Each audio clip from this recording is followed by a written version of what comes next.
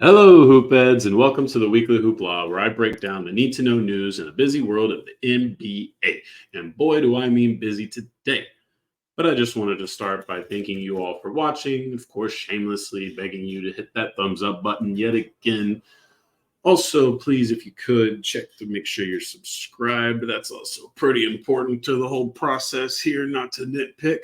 We don't want you missing a week of the hoopla. And if you do that, you can obviously get to know what we've got going on as quickly as possible. You can also put the notifications on if you're really in for it, and you'll know exactly the moment this drops. I don't know. Everyone has different preferences. If you like that, we like you back. So cool. I also wanted to just say, I thank you all in advance for your thoughts and your prayers during this difficult sports time. For my entire reaction on the foosball playoffs, be sure to check out the main pod dropping Thursday. It's going to be a tough one, but I'm going to get through it. I'm going to give you guys what you need to know, what you need to hear. But right now, it's the NBA season officially for your boy. All right, let's start. Starting with our injuries, per the usual. We got the big ones here. We got to throw in a big, sad face for the Memphis Grizzlies. Ja Morant start this thing off. Season-ending labrum injury. Season-ending surgery for a labrum tear. Hello. There we go. Weird part was that it started out as a coach's day-to-day kind of comments after the game in which it happened, and then it just became next morning. Nope, surgery, done for the season. Whew, so that's a tough one. That's a tough one for Memphis. It only got tougher because Marcus Wicked Smart also suffered an injury in a win over the Mavericks when we started to think, hey, maybe I should drop the Grizz. This is a good time to mention that since we got so much to cover, I didn't do the tiers. You see a little bit of differences going on with the screen here. Not going to do tiers this week because obviously things are going to change a lot between now and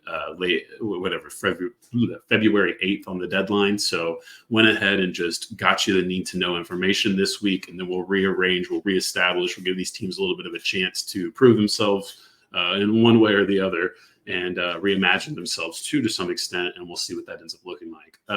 For me, I think Memphis would end up dropping into the better luck next year category. When you pair this, Marcus Smart's going to be out for 6 weeks. Okay. Maybe there's still enough talent there, but then boom, the next night, Desmond Bane gets an ankle sprain. Now that's 6 weeks. So now you're talking about a really, really hurt team. I think even you got guys like Jake LaRavia that are going to be out for a little bit too. So you're really, really, really thin here. I mean, you're calling 10 days up. I mean, you're at the absolute worst case scenario for the health of a basketball team, and especially in the middle of January. So I think that's a disappointing situation here, but it was important for us to know maybe this can be a blessing in disguise for the Grizz moving forward. We'll see. Another scare happened in the star market. 2 scares, I think, a little bit. You have Tyrese Haliburton, who did the splits, messed up his hammy pretty bad. Was lucky, though. It was a grade 1, I believe, which is the lowest on that. Maybe I'm not the best expertise in the medical world, but I believe that was what it was. Essentially, he will still be missing 2 to 3 weeks or so, but at the end of it, he should be all right. I think this also gives them enough time to maybe play with their roster, figure out what's the next kind of course in ascending this group. I think I would still keep them in the middle tier at this point, but they certainly aren't far away from making that leap into the contenders if category. So the deadline will be important. This gives him time to get healthy. They can reimagine. He gets back, and then they can make a run. At least that's your best case. And then, of course, a team that isn't going to save their season, the Detroit Pistons. Cade Cunningham had a left knee strain officially. Not a huge deal. Left the game after like 11 minutes of playing. Hasn't played since. Not sure exactly where we're still at with Cade. This is something that if I had to guess, they're probably going to shut him down at least until past the trade deadline with still plenty of opportunity to move players around, with very little opportunity for them to succeed in the interim, even with them. And honestly, even just as a good opportunity to give Jaden Ivey a ton of run as the lead guard for this team, I think it's a pretty good, or at least that's the glass half full kind of spin on this injury. I think you still want to get Cade back into this season, get him a month and a half or so of playing his best basketball to move forward with. But, obviously what are you going to turn this season around with? And then finally, I wanted to mention Joel Embiid finally here, because we did talk about Jimmy Butler a couple of weeks back, even though he had been kind of on and off in a load management capacity with some injuries we already kind of understand. Same has been going on with Joel. So it was 4 games missed, then he was back for 2. Now he's got 3 games missed with a questionable going on tonight for the MLK. I'm not sure exactly what I would worry about here on the level. I mean, there's a little bit of contradictory reporting on what it is, if it's new knee soreness, if it's lingering knee soreness, whatever it might be. So I think that that's an interesting thing to look at with this situation. But ultimately, he's got the MVP. Does it really matter if he wins the MVP? All whatever. Does it really matter if they can still be a contender, still make a run? And of course, they have the biggest cap space going into next off season. So a lot of question marks. It's not, again, just like the Haliburton thing. This is probably as good a time as any for a team with a decent record and a decent cast for their star to at least get his body feeling as good as it can be for the stretch, for the final stretch run. Going into the back in action, guys, we got LaMelo Ball. Looking all right in the first 2 games back, lost to the Spurs on his first night back, then had a pretty decent game, even though he shot terribly for against the Heat, and they lost pretty handily. The NBA world's just happy to have LaMelo back. The Hornets are a weird team for a lot of reasons. They've got to have to reimagine this thing again. His health has obviously not made it easy on them. It's been fun to see Terry Rozier do his thing, but I think it's almost unfair to Terry to keep him on this roster past the trade deadline. And so it's just one of those things where I don't know what the Hornets can be, will be. I don't think I would ever even ascend them to mid, even if they had a bit of a run this with LaMelo back. But I think it's at least important to get him back on the court for the eyeballs and for the ratings, because if there's one thing that's easy and obvious to say about LaMelo is he's appointment television most of the time. The New York Knicks, not actually close to having Mitchell Robinson back, but there is hope, according to Ian Bagley. There is optimism about returning to the playoffs. The Knicks were also denied their hurt player waiver, which is basically what I'm going to call it for now, because I don't remember what it's actually called. But essentially, if he was actually done for the season, like Charles Bassey has been, they can get a little extra money to play with. Bulls have been getting it with Lonzo, missing some time for a little bit now, obviously. So these things are mostly limited to guys who are actually going to miss the entirety of the season. And so it does not look like Mitchell will, and I think that's important for their chances. And then finally finishing up, the Mavericks should be getting Derek Lively back tonight on MLK. And then Draymond Green should also be returning to action. And unfortunately, this is going to be against a battered Grizzlies team in Memphis on MLK night. So not sick for the optics of the night and the celebration of the history of one of our country's most important humans, but great get-right game for the Golden State Warriors, potentially. Could be the backbreaker if you screw that one up, but we'll get to that if it happens. And we'll just move on into the news, and we always start with our generalities, which is sort of how I characterize the main discourse that doesn't have to do with the rumors, that doesn't have to do with all the little minutiae that'll happen that I usually throw with quick hitters. This is just kind of the big topics of the week, and it pretty much was coaches versus refs this week. We started with Buddy Hield and Jaylen Brown having a little bit of a moment here with at the end of a Pacers Celtics game where he had contact to the head. He admitted it. Buddy Hield did. Ref said, inadvertent contact, I think was the exact terminology. They doubled down on the last 2-minute report. Joe Mazzulla's getting his jokes about that Boston movie that he loves so much, The Town. Video shows he does it. Even LeBron James of the Los Angeles Lakers gets online to tell us all about it. And boy, does he come back into play into this whole storyline for this week. So you kind of have this start, right? Nothing too crazy here. This happens in the NBA. We have a call at the end of the game. Of course, we had the one actually with LeBron last year where he freaked out and did all this stuff, right? So it's kind of not that big a deal, right? Not too worried about it. It was just funny that maybe at the end of the day, funny that Buddy Hield actually admitted it was kind of my biggest takeaway. But then I believe the next night, didn't write that down chronologically, but the Toronto Raptors and the Los Angeles Lakers tipped off for, maybe it was the same night, tipped off for a eventful game. Was a tight one. This was a Jakob Podol-less game. So Anthony Davis obviously would have been in the driver's seat trying to take this one out. The Lakers did win by 1 point at the end of the game. Coach Darko Rajakovic. It's going to take a while, folks, but we'll get there. Had a great rant for the ages. This man, he basically said, hey, if the Lakers needed to win so bad, y'all should have just let us know. We could have stayed home. Great content there. These coaches are animated as hell overseas, and so it's fun to have them bring it over here. Obviously, our guys have a lot of different variations on how they prefer to handle the media, so I enjoyed this one a little bit. Get your money's worth on the fine. But let's talk about the breakdown of sort of what happened, and then let you, the fan, sort of make your own objective ruling on this, right? Because I think Twitter gets lost in it, and it just becomes a really bad source, especially when we're talking about the Los Angeles Lakers, right? We're talking about a very polarizing team that has LeBron James, a very polarizing player.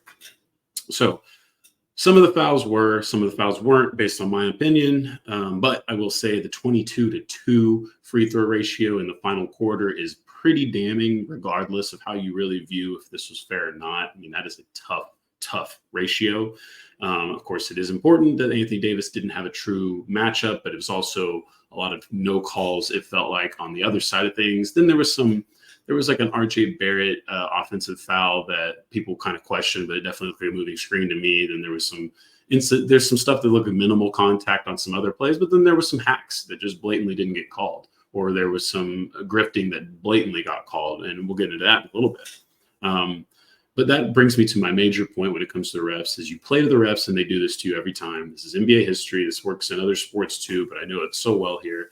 It's an unfortunate part of this beast where these men and women sort of, they show their human side very regularly. And sometimes it's not that awesome for us, the fan. Again, though, we don't really know,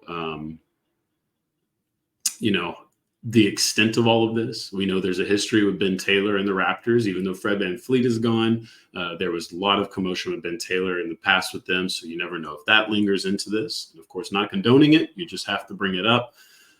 Scotty Barnes, also only 2 free throws in a few games at that point, so you're also sitting here wondering, okay, Scotty, well, what are you doing, man? Like, what are you there's got to be something here on the Scotty Barnes side of this. Not to say that the free throws aren't coming. The whistle might be different too, but that's an issue. And then, of course, we talked about a little bit. The Laker bias is important here. We can't have an honest conversation if the Lakers or LeBron's involved, because then it's just going to become politicians. It's a bunch of political speak, because everybody has their firm set side of this and they're going to stand on it. So for that, it kind of sucks. I think it muddies the water. And it's unfortunate, but the Lakers team, they're grifters. Austin Reeves is one of the best grifters in basketball. It's a compliment to his game, but it's a weird one, and they don't foul a lot, and they rack up fouls. This is what they've been doing for a while. It's not an awful strategy, but at the end of the day, I think it screws them over a lot more if you look at it than it has helped them in the LeBron James era. And it's one of those things where I get where you want to be mad about it, but they're just playing to the refs. That's not against the rules. The refs aren't necessarily bending the rules, but they're just staying who they are, and the Lakers are taking advantage of it, but at the detriment of usually not building what they're supposed to be building, and why they're a little bit easier or less challenging in the playoffs. Because I think they're skipping the steps and thinking that grifting is the answer. And grifting is a part of it. I get it. I don't hate it. But I think the grifting goes away, and the whistles swallow in the big moments. And if your team has relied on that too much, you end up being a team that can't handle adversity. And a lot of times that seems to be what the Lakers are. But then moving on past the Los Angeles Lakers, who have LeBron James, we talk about our final coach that decided to get crazy. And this happened last night. So thankfully, your boy didn't record yesterday. Mike Brown pulled out his laptop, showed a couple clips to the media after being ejected about 9 minutes left in a very close game against Milwaukee in Milwaukee. clearly these $25,000 fines are not hurting the pockets of these guys terribly, or the owners are cool with it at times, or maybe paying them for it a little bit, who knows. But I love it. I love this. I didn't get into the Mike Brown stuff, whether he was right or wrong. I just love the antics of it, the theater of it. And I actually just wanted it to all kind of bring together to a point here where, we are frustrated with the referees in the NBA, but it's a good system as well as it can be. Like, I'm watching the NFL game yesterday. Of course, I'm not blaming what happened in that monstrosity of a game on just the referees, but I'm laughing because of some of the inconsistencies that have been consistently inconsistent. And that's what it feels like is it's just so consistent how inconsistent refereeing in a lot of sports is, especially in NFL and the NBA. And this is a moment where I think for the NBA at least, the coaches acting up like this, and then you backing together in a union if the NBA pushes back and starts maybe upping the fines, whatever it is. And if they can fight this a little bit, I think we can actually see a little bit of a change here, because I think what we've had historically, of course, we know about the Tim Donaghy, the nasty part of the referees. But even if you take them at the best value of them, they're still very human. They're still very biased. They still put their own imprint on the game. And as much as I respect that, I think that objectively we need to limit that, and we need to figure out what is the best steps for the NBA to minimize the human element in officiating, because the inconsistencies are the issue. It's not the guys get away with different things in this league, in this league, in this league. It's the fact that every referee can be different. Every night can be different. I don't care if we're bending the rules for for the show of the sport, and then maybe even changing them a little bit into the postseason and tightening it up. I'm fine with that. I just hate how loose and how just LA Fitness pickup style these basketball games are. It's just, we're so inconsistent that these guys are overthinking. We're not getting, I think that's a contributing factor to defense too, is we're half playing defense, half playing the refs. And I think that's getting into that. So I think there is still a cultural problem throughout the NBA that needs to be addressed by the NBA. But at the end of the day, that's only going to take a lot of time. And I think the best chances for all of these coaches to just say, you know what, I'm going to take the 25K fine, and I'm going to make sure I get my money's worth. I'm going to make a viral clip out of it. We're going to get these attention. We're going to get the attention the NBA wants, because that's what it is. The NBA wants the attention. Then one last note before we get into all the fun of the season. The NBA released a study between load management and risk of injury and concluded there was no correlation. Now, on one hand, I want to say this is like the CIA absolving itself for assassinations.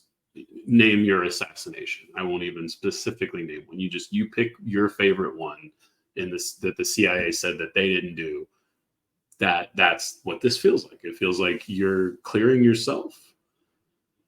But of course, they did work with another team. They did work with Iquiva, Iquiva. I don't know.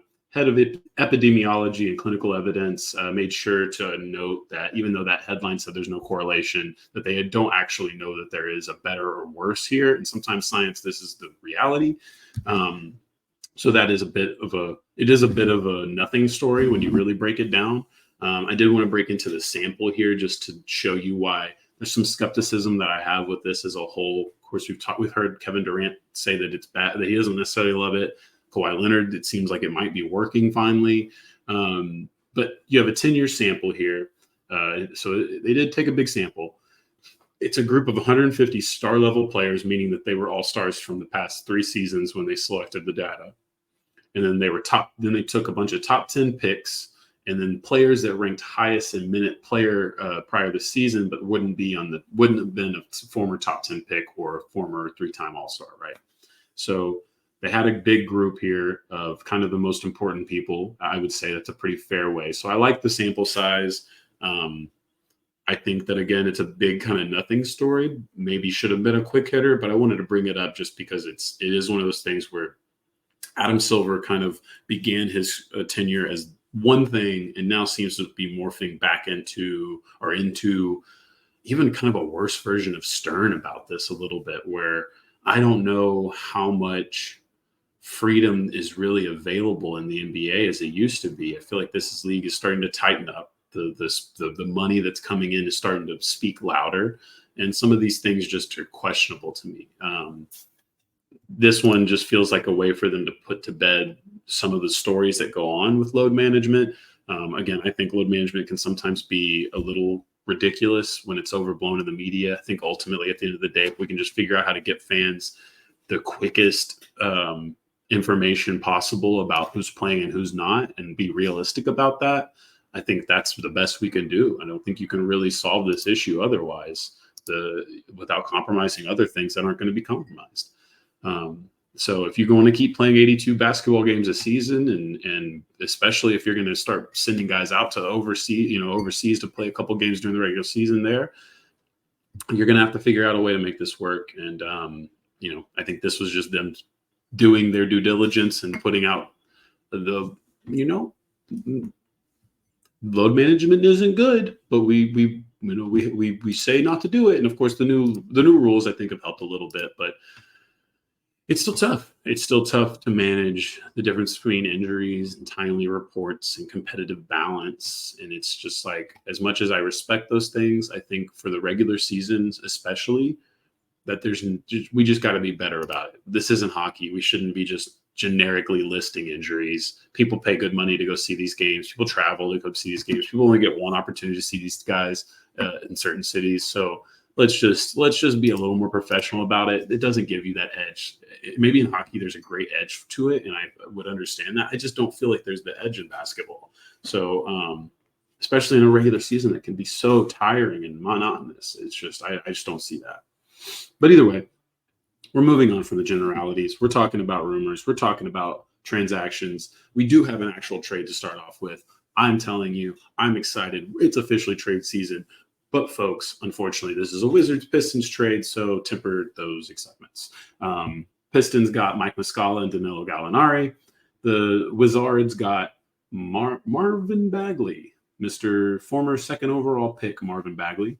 Isaiah Livers, solid player, decent-ish player. Seems like an NBA-level player for the moment, at least.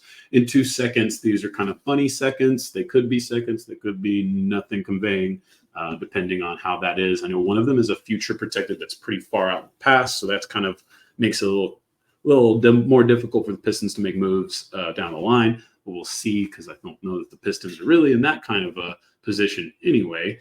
So the most important things to note about this, the dumping of Bagley's contract frees up not only court space, but $64 million in the offseason officially now.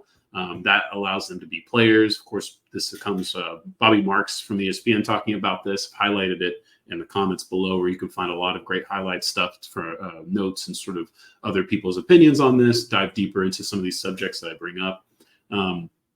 He mentioned, of course, that the Nets tried to do this in the late 2000s when he was working there, and how it kind of failed miserably. And then mentioned how the Rockets have recently actually had some success in spending money as a bad team as soon as this year, obviously. So not to say that it's impossible, but it seems like historically the Pistons are going to try to do something that isn't necessarily recommendable. But again, we don't know. Maybe the Rockets have found a little more success. I think they have a better core of young players to have rushed something with than the Pistons, but that's beside the point. Either way, interesting enough that they'll get a couple of good, useful NBA players too. I think this helps the Pistons at least start to build on something to finish the season.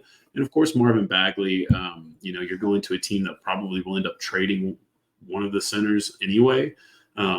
So maybe this opens up enough time for Bagley to really get to play the most basketball, the freest basketball. What do the Wizards have to lose? And maybe we end up getting the best yet from Marvin Bagley all these years later, 3 teams later. I'm not saying it's probable. I'm just saying he's still early enough into his career where I think it is possible. All right, guys. Whew. Oh, it is important to remember that today is January the 15th. You're going to be hearing this on the 16th, and honestly could be hearing this about the same time that some trade is breaking, because now it is officially open season. Everybody can be moved. This is where we kind of all expected people to be patient with a lot of these rumors we've been talking about all season starting to come to a head because now deals can actually be made. Of course, it doesn't change the fact that there's still till February 8th to continue negotiations technically. So don't exactly get wrapped up in everything happened quickly. But of course, we already have the one trade happening yesterday, a little bit ahead of this thing. So I do think that we'll start to see at least marginal transactions like freeing up cap space. That'll start to be the little dominoes that'll fall. And then eventually we'll get, the end result of what a lot of these guys will do. There's also just a metric fuck ton of rumors to dig through, siphon through, regurgitate, however you want to look at this. So I'm just going to go ahead and start right here by just blocking it off into all of the big hitters and sort of just bringing it together and then kind of giving you my opinion on the rumor that they're spouting here. We'll start with the Woj man himself. Woj hasn't been too crazy on the rumor mill this week, but he did come out with a couple of big deals here regarding Pascal. Pascal is not close to an extension with the Raptors. The Pacers do feel like a team that are most likely to try to get him, but they have cap space this offseason, so they're not in need of making a trade, which is why Jarris Walker and Benedict Mathurin are not going to appear on are not going to appear in an offer that they send over to him. And he finally noted that the Golden State Warriors do have a difficult path in obtaining Pascal, but there is mutual interest. Now, we'll talk about a lot of the nuances and why I think that's a little difficult there. But I do think ultimately this does feel like Pascal will be moved. I think Indiana can probably get the deal done in the best situation because they can sign him long-term and they probably have enough to give up without giving up those two guys. But if they decide not to, I think it's not the worst case in the world since they know that they can bring him back on the contract he wants and put him with the team that fits his age and competitive levels. So whether that helps the Pacers or not, that's a different question. Like whether that's the actual move they need to make, I think that's a more debatable question. But I get it. It's one of the best options you have on the market. So you wouldn't be shocked if they made the move. The Warriors, of course, I think anything could be better for them at this point. They clearly need to rearrange a little bit of what's going on here. I don't think Draymond comes back and completely saves the day. But I think Pascal's a pretty good player. I think you can make a move for him. I just think that it's a difficult asset pool with the Warriors because it's not the worst in the world, but it's also once we get into the rest of these rumors and that they've been backed up a little bit here, you start to wonder if there's what moves do the Warriors really have to make, if not just moving salary and taking the best possible player they can get with throwing a little extra in. Because I don't think you want to go too crazy either. And then Woj finally said that the Hawks are very much ready to trade Dejounte Murray, and then said that the Lakers in particular would have to give up their 29 first-round pick to do so, probably protected, but I'm not sure exactly what specifically I would have to do. We will get into who exactly could be in on these moves, why the Lakers would be a team that I think makes a lot of sense to me.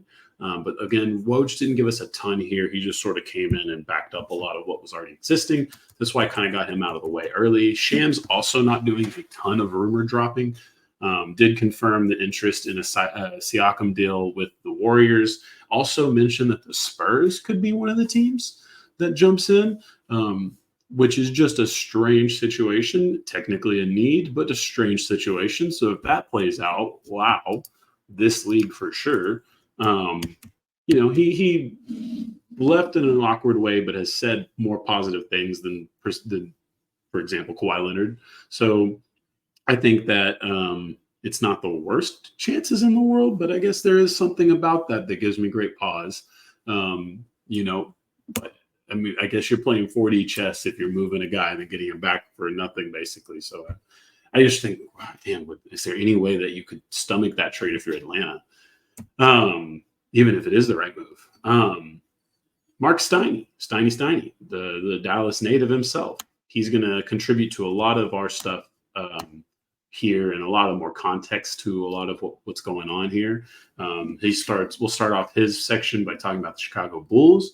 He doesn't think they're going to look for a rebuild. It's something I've talked about too. They want to move on from LaVine and then try to use those pieces to stabilize what they have currently, Band-Aid it, if you will, and then move into next season with a better outlook on some of the young guys, maybe Alonzo Ball return, maybe a contract extension for DeMar DeRozan. We shall see. He also stood by the Golden State Warriors being firmly on the side of trading Andrew Wiggins over any other player on their roster. Maybe even Chris Paul. And I think that makes a lot of sense for them. He also mentions that the Raptors are probably the best team there for it. So that makes the Siakam deal a little more interesting. It's just, again, what does that end up looking like? He also let us know that Dejounte Murray, his leading candidates, at least in his opinion, are the Los Angeles Lakers and the Toronto Raptors. I think for the Toronto Raptors, that could be a great little addition as well. I think they probably have a little more than the Lakers to give up, but then there's also this, why would we do this? Does it fit exactly what we want and need? And I think it's a little harder for them. With the Lakers, I think it's a pretty nice fit as far as, I think it's about as good as you can get, right? I mean, for what they have, I don't know about the 29 first. I know it's probably, if it's protected to some extent, I think it's fine, but ultimately, you don't want to completely ruin it. You get into the offseason, you have 3 first-round picks you can trade if you're the Lakers. I think that ends up being a little bit more interesting of a package because LeBron's getting older, so maybe you go all in on somebody as a third player at that point. But Dejounte, if they're going to make a move in the interim to maximize this year, I do like Dejounte. I mean, he's not perfect, but I do think that gives them the chance to play the version of Lakers basketball they want to play and be this long, physical, defensive team. But we'll see. You also have to fit somebody new in mid-season again and build a defensive, chemistry. And it's just a tall task there. The Heat are also an interesting one. Marc Stein says they're still calling the Cavs, even if the Cavs aren't going to put Donovan Mitchell on the trade block. I just love that energy. They're also a team people have reported for Dejounte Murray, so we definitely know that the point guard position is probably the most important for the Heat to upgrade, even if it's a Trey Jones, somebody that's, or Tyus Jones, somebody's a little bit more readily available and easier to slide in on a decent salary, not going all in on someone necessarily. He also noted that the Pacers are going to be bundling all their packages around Buddy Hield. That's pretty consistent with the trade rumors we've known probably for 3 years now on Buddy Hield moving away from the Pacers. That backs up what Woj was saying on the Walker and Mathurin deals, that they're going to build this around Buddy. Assets, give us the piece. You're not getting Walker. You're not getting Mathurin. You can get draft picks. That's what you can get. I think it's going to be tough to do because we're not stupid. Indiana, you're going to be a good team now. Like, we'd rather have one of your good young players that you don't even necessarily look like you need right now, but we'd rather, I think for the negotiations in the trade room, I just don't see why people would want to leave a deal with the Pacers, and it's really just Toronto, right? Like, who else would they be in the market for that could even be available, I guess, would be an interesting question, because they don't make sense for LaVine, in my opinion. They don't make sense for Dejounte, in my opinion. They don't make sense for a couple of names here. So I just think that it's a little too tied to Siakam, and I start to lean on maybe they just move Buddy Hield for someone that helps them in the interim, and that's just sort of all the Pacers end up doing. Final thing from Steiny, Markelle Fultz and Wendell Carter are likely on the market. This is pretty obvious. So Fultz hasn't played in a while, which started to register to me that maybe they just understand that there's other guys they want to play. That was an issue to start the season. Then his injury obviously changed that, made it easier for them to make a decision on. Now they're probably preserving his health in the event that they can move him. And I think that Fultz and Wendell Carter are interesting guys. They're both, I think, offensive pluses, defensive question marks to mid to sometimes really bad. I think that this is maybe more of where you could see a team like the Lakers maybe make a smaller move to get better without going crazy, because this will still keep them. I believe Fultz has an expiring contract. Wendell Carter could help slide in and play a little bigger with Anthony Davis. Obviously, that's just one of the teams that's the most desperate right now. I think that there's maybe even a Warriors argument you could make on this. offensively, at least with Wendell Carter adding a little firepower to you, and then Fultz maybe filling in for the Chris Paul need if Paul is moved in whatever deal. So that's just a couple of things I would look at from the needier teams here. Going down to Chris Haynes, Marc Stein's partner in podcast crime. He thinks Pascal being moved is a done deal, and he actually mentions the Pacers again, obviously, but the 76ers as being a prime suspect. I find that to be a pretty interesting one. You'd be going a little bit bigger with Joel and Pascal. I don't hate that. Pascal's a switchable guy. I wonder if it limits you, but I don't hate the possibility. I think that it does marry you potentially to Pascal, which maybe they don't want to do, but maybe they're the team that takes the rental opportunity, and then maybe they decide whether they re-sign him or move on to another candidate in free agency. I could see that as well. He says the Suns are going to target the athletic wings market. I think that's fair. They're starting to level out. I think if we were doing the tiers this week, that they would probably be teetering on the edge of the danger zone and finally being free of that. But we'll see. Health is still the most important part of this. And then pretty much the next thing on here is the Spurs are most likely going to be moving on from Doug McDermott and or Cedi Osman.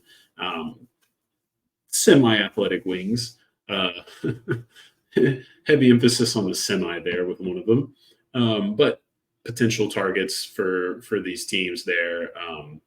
Not exactly sure where I would have these two guys fitting in the best. Maybe McDermott would fit better into Philadelphia's system, where they just want somebody in the interim that they get off the books next year, but can also provide a little scoring, a little extra for them. So maybe the Heat could figure out some deal where they could maybe move on from one guy that's not serving them as well and get a little bit of that offensive firepower over there. But plenty of teams interested there, I'm sure, because it's not a bad contract, and the expiring makes it much sexier than it has been in the past.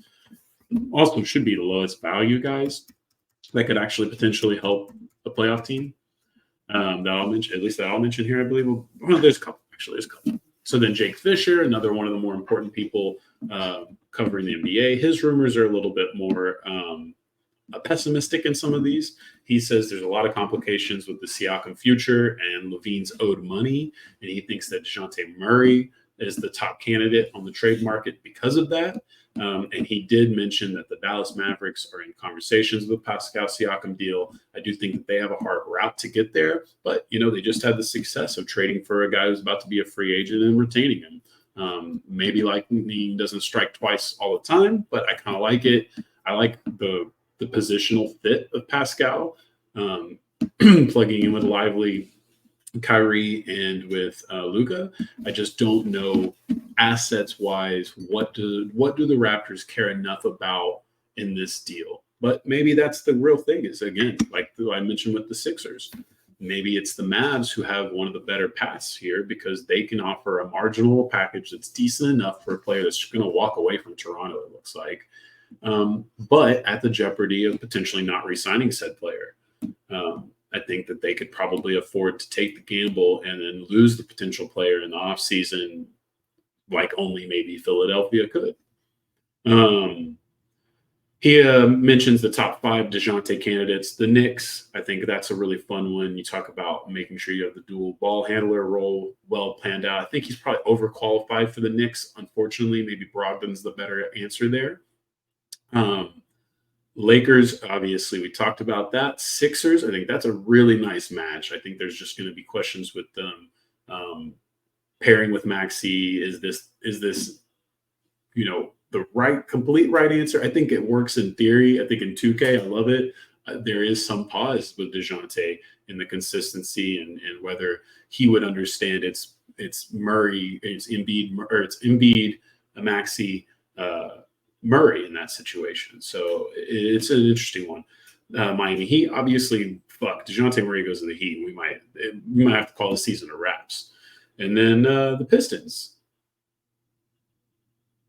Yeah, I didn't mess that up. That's for real. So sorry, Detroit fans. I don't know what your team's up to. I don't think that they operate within the realm of rationality. I get trying to be better, but really with the Dejounte, that's the most concerning one, because you could even maybe convince me of Levine. You could maybe even convince me on the Siakam thing. the OG thing, I believed. This is insane. You have Cade Cunningham and Jaden Ivey that you need to develop and figure out something to do with, and you're going to add Dejounte Murray to that potentially?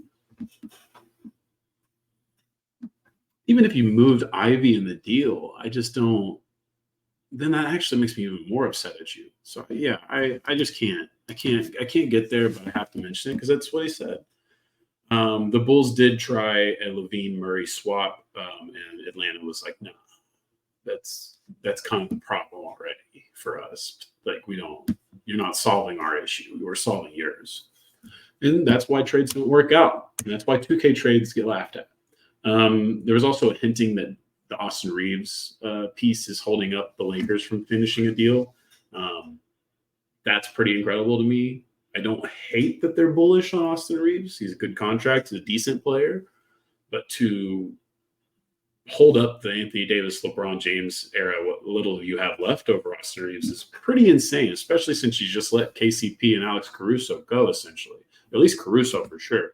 KCP, you had to include him in the Russ deal that we now understand is the worst deal of all time, and everyone wants to be honest about it now. It's unfortunate.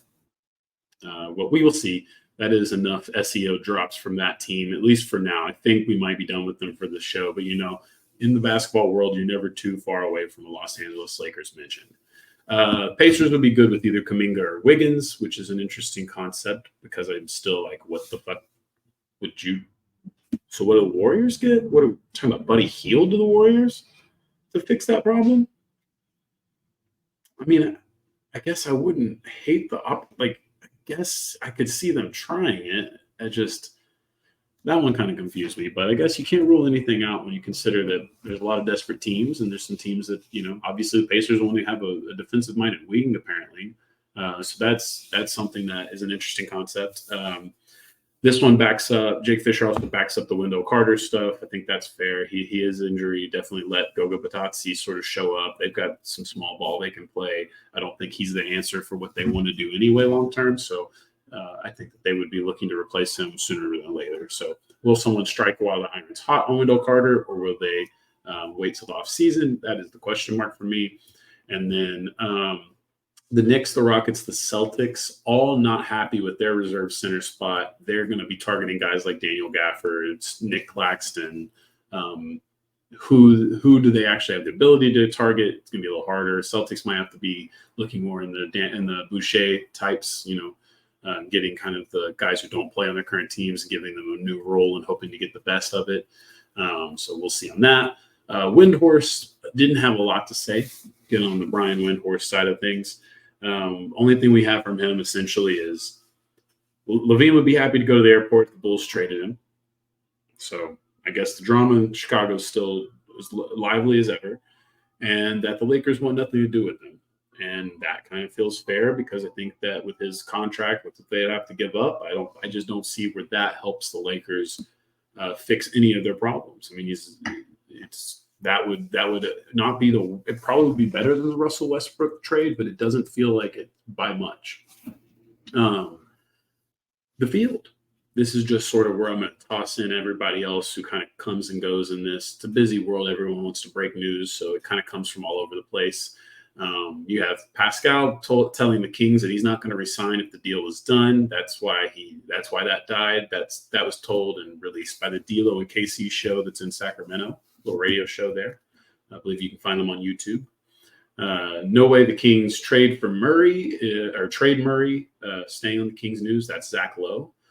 He also added the Clippers probably going to try to find some sort of backup big tweener forward, probably in that Dorian Finney-Smith-ish role that we'll talk about in a bit. The Andrew Wiggins likely being gone stuff is backed up by Tim Kawakami. And then Mark Spears of Anscape says that there is a little market for him at the moment, which does not surprise. We'll see. That can obviously, people can talk themselves quickly back into Andrew Wiggins. He has enough opportunity to play himself into better graces before the trade deadline. But you're not surprised to see that report. Chris Fedor says the Cavs are going to be a little more active. And I actually really like the two names mentioned here, talking about Dorian Finney-Smith and PJ Washington. This would be a stopgap upgrade that I actually think could get them out of the first round and buy them a lot of time in this Donovan Mitchell era. that they may not have. I mean, Donovan Mitchell's not forcing his way out. They're not taking calls all that seriously. So everything that needs to happen is happening. At the end of the day, though, if they get embarrassed again in the first round, they get the guys back, they're healthy, and they get embarrassed again, you're going to have a problem. I think they still, even when healthy, have that same potential because they have the same holes. Dorian Finney-Smith, PJ Washington could be low-cost upgrades that give you at least enough to Band-Aid that and give you the best shot of maximizing a run, maybe even making an Eastern Conference Finals if it plays out right. But, I think that's the important thing for the Cavs now is at least trying to find the little stopgap upgrade that buys them enough breathing room. Anthony Slater of The Athletic says it's possible the Warriors could be one of the wild card teams for Dejounte Murray. Again, I don't hate that opportunity. Essentially just sending Chris Paul to Atlanta, where he would just kind of play out the rest of his days, get a buyout, whatever would happen there. Chris Paul in Atlanta would make some sense whether he would like to play there or not. Be interesting. But ultimately, I think this is just another look at the desperation going on in Golden State and say, damn, this is where the mighty have fallen, and it's not impossible for them to pick it up, but certainly it feels like they're the team most in need of a change. I have them in the danger zone, but of course you could argue that the danger zone and in need of change aren't too different. But yeah, I think that's an interesting one to see them pop up on, and I actually wouldn't hate that deal as well, depending on what they give up. Tim McMahon says that the Jazz, now that they're playing well, only going to trade Lauri Markkanen if you throw somebody else that's also an all-star caliber guy in. So fans, Lauri Markkanen's not going anywhere. That's basically all that translates to, because that's just not going to work. Michael Scotto of Hoops Hype and Bobby Marks of ESPN got together, do a little bit. They're talking about how the Nets are actually prepping to keep Nick Claxton. So that's an unfortunate piece that I think some teams would be really eyeing to give a little upgrade there. I think locally here with the Mavericks, they would like to see him help Lively as he's aging. Obviously, there's been some injury issues with him, not too concerning, but consistent little stuff that you would like to have a better reserve backup for, or another partner in crime there in case of emergency. And then the Warriors look like they're going to be keeping Jonathan Kuminga. Now, Sam Vecini also, who will finish up all of these rumors on, says that Moody and Kuminga are likely to stay in Golden State, giving us a thought that perhaps the Warriors are leaning into a Steph plus the young kids plus whatever we can maneuver around with the Clay, the Draymond, the Wiggins money, maybe even the Looney money, and rebuild this thing next year into a pretty damn new version of the Golden State Warriors. I think that they still have plenty of potential to do a Band-Aid move, but it does feel like this is them saying, hey, honestly, if you want Wiggins, you want Chris Paul, you want these old guys, you can have them. But at this point, we're keeping 30, and we're taking all the young guys and we're riding it out, and we'll see who these guys really are next season. Or even at the finish of this season. Because it could be a weird world where we're talking about the Warriors playing for pride after the deadline. I don't think so. I don't think it'll be that bad. I think they'll be playing for the play-in. Maybe even they'll have gotten themselves into a little bit more comfortable position. But it's crazy to think that we're really this close to the Warriors just sort of playing for the future to finish this season. And it's just stunning. I don't think it's going to happen, but we're close. We're very, very close. And then a final bit of news here for a guy who used to play here, Dorian Finney-Smith, most likely to be out in Brooklyn. I think Royce O'Neal probably should as well, but the way his contract's set up, I think it's just too easy of an asset to attain for another team that wants to just marginally get better. Dorian Finney-Smith is an awesome player. I think name your team who wouldn't want him, right? I think both teams in LA would love him. I think that adding him to the Knicks thing would be great, staying there. I think Dallas would love to have him back. I think Indiana could even be a wild card here. I think there's plenty of teams that, fucking the Nuggets even figure out how to fit him on. This is just a very useful player at a decent salary. And I think that it would be almost a foregone conclusion to see Dorian leaving Brooklyn, because they don't exactly know what they're going to do with some of these other guys. I don't think Mikal Bridges, as you've heard, he's not even been mentioned once in a rumor. So I don't really think that this is going to be the time that they move on from him. You have your Ben Simmons stuff that we would have gotten into if I did tiers, but that still sort of holds you hostage, puts you in the danger zone is where I have you. So yeah, very interesting time there. Lots of interesting moves to be made. I can't predict the future. Didn't draw anything up for you guys. Maybe we'll have more fun with that next week if the rumor mill's not as loud and noisy. But with the rumors being so robust this time of year and so much being smoke and, complete basura, we just break it down. We talk about it. We get it out there. We think about it. But at the end of the day, you really can't hold too much weight on a lot of these things, even from the most credible people, because it's all sort of a smoke and mirrors game. So you have to take the facts, you have to take the understanding, and then let's see what happens here. And that's what the NBA gets so excited about. It's what people love about this, the transactional nature of this league. But we'll finish up here with quick hitters that aren't going to be super duper quick, but since we don't do tiers this week, I don't think it'll kill us too bad on time. We'll start with the biggest news. Kawhi Leonard re-signed with Los Angeles Clippers, meaning that they will have at least one superstar in the building for their new arena opening next season. And it does seem like Paul George and James Harden are likely to re-up as well. So LA our way looks like it's good. I wouldn't say they had the best week of all time. I still have some concerns on their title contentions, but if we were to do tiers, I would have quite a bit of positive things to say about what the Clippers are doing still. But still a big if there, and not just the health. I think there's still some just roster stuff about this team that maybe gives me pause going into the postseason. Memphis, and some good news here, Memphis. We tried, right? Vince Williams has been a stud, probably the only bright point of this whole damn season for Memphis by now. Two-way stud, drafted in 22 out of the 47th pick. He's getting a full NBA contract, and they had to move on from Bismack Biyombo, but I'm sure they'll be able to bring him back at this point. They've got to have all the roster space in the world with all these guys missing the rest of the season at this point. And then Erik Spoelstra, big money, 10-year deal for the Miami Heat. Spo went from Coach Spo No Mo to one of the highest paid guys in NBA history, a first ballot Hall of Famer in my book. I think there's an interesting debate on GOAT coaches. I think it's a lot about preference. Some people love the Pat Riley mentality. Some people love the Zen Master. Pop, obviously, in the modern era has garnished a lot of that love. Steve Kerr even had got himself in there a little bit. But honestly, I love Spoelstra, man. I think there's a great argument for Spoelstra in that conversation as well. I think he brings a lot of those guys and puts them into sort of one person. And again, it's always, when it comes to basketball, it's always going to be preference player. It's all sort of hard to make it an exact, because Pop isn't going to work with everybody, even though we think he will. He's not. We know that. It didn't work with Kawhi, right? Like it's just one of those things where no one is perfect in this category. I don't need to get into Phil Jackson's imperfections. I don't need to get into Pat Riley's. You know what I mean? To have this, I just think Spoelstra, one of the all-time deadlifters of franchises in sports history, in my opinion. That's just his legacy that I want. I want people to understand that no one has done more to make sure the Miami Heat have stayed relevant, or made sure a franchise has stayed relevant over their tenure than Erik Spoelstra.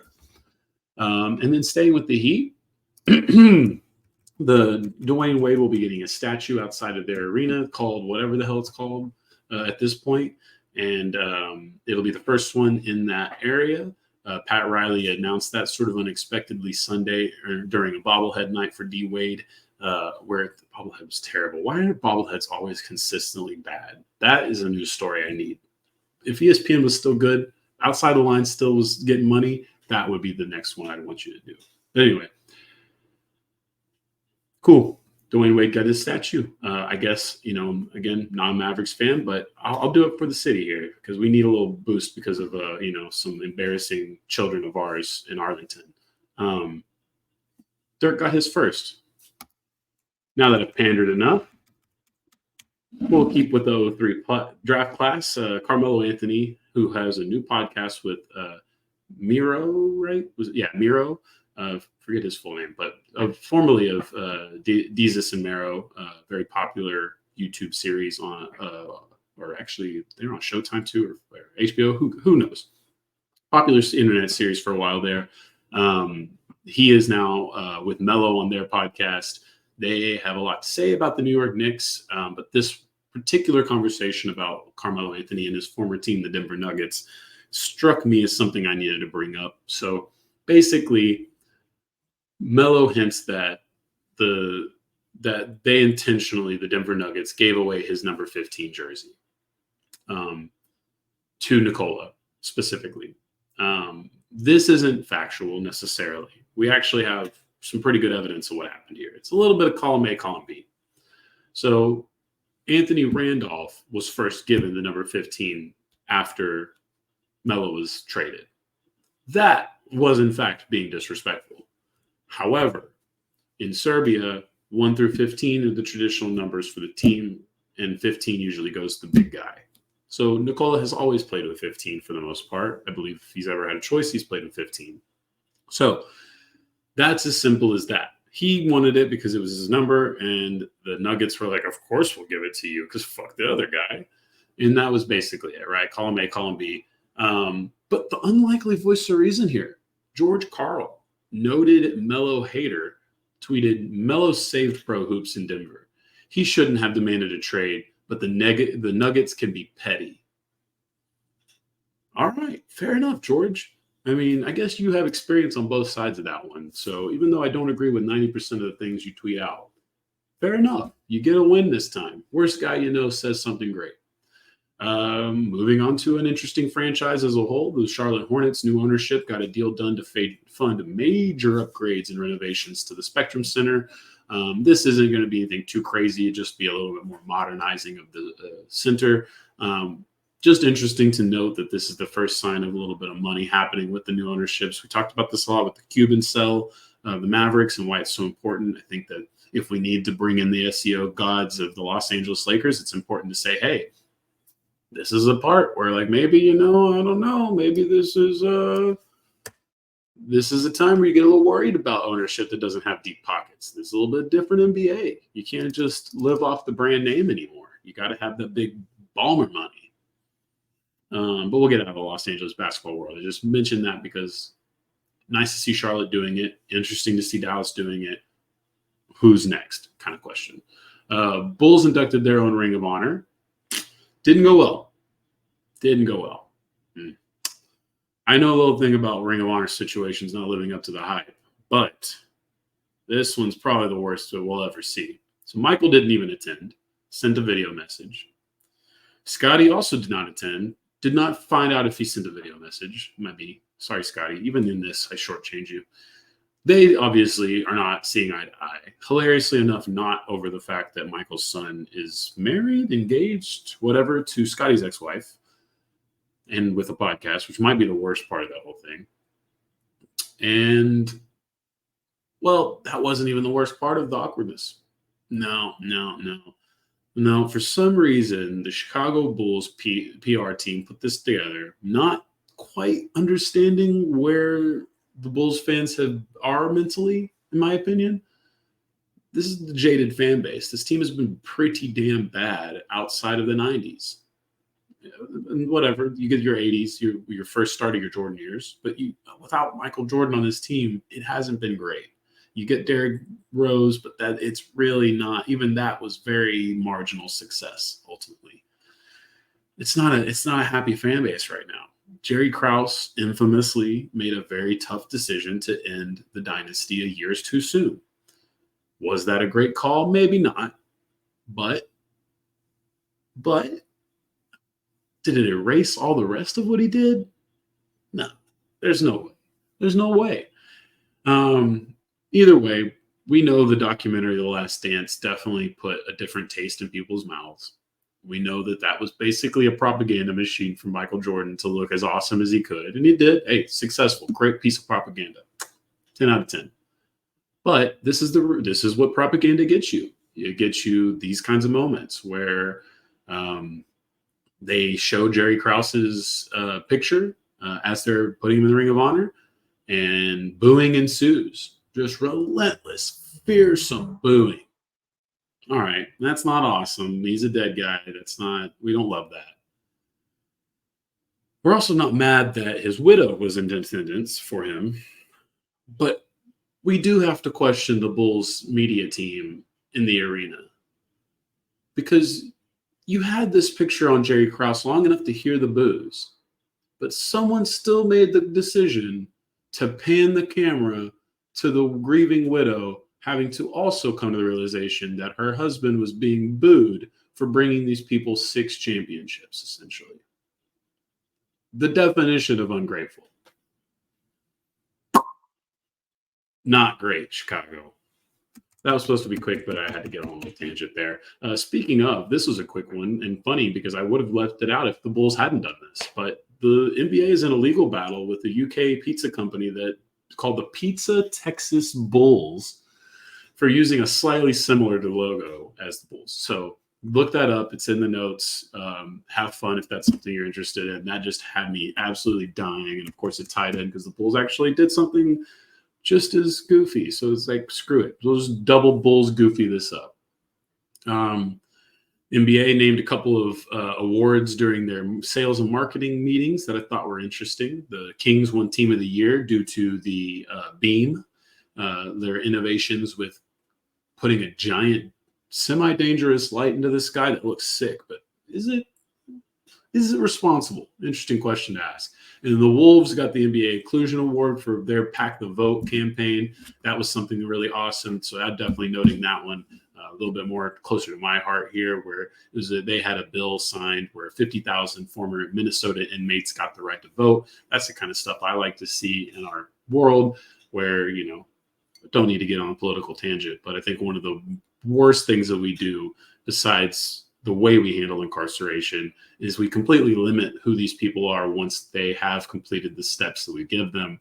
And then they're almost existing in a life that they're affected by daily, but they can't actually say anything about. Just feels very un-American. And so I'm very happy to see that Minnesota has decided to help people get their right to vote back. Even if they vote against me, let's just not handicap people and pretend like we're pious. But I'll get off my soapbox. NBA has also announced that Wemby will be in Paris next season. Of course, the Nets and the Cavs were playing there this week in a game that went pretty good, I guess. It was a good game, decent showing. It looks like they had fun. Adam Silver did kind of hint that they'll be looking at multi-game situations like this moving forward. So if they're going to do Paris every year, it'll be maybe 4 teams that go. And then actually, if you haven't been paying attention to the schedule, the Nets and the Cavs basically didn't play anybody else because of travel this week, and then they played each other before it or after, I forget. So essentially, you'll be looking at maybe that'll be how they'll start scheduling things, where they're like, okay, we're going to take these 4 to 6 teams, and we're going to take them overseas to play a couple games for some fans over here, and then they're all going to come back stateside and they're going to play each other, and we'll just do that within 2 weeks, and it'll fit the schedule better.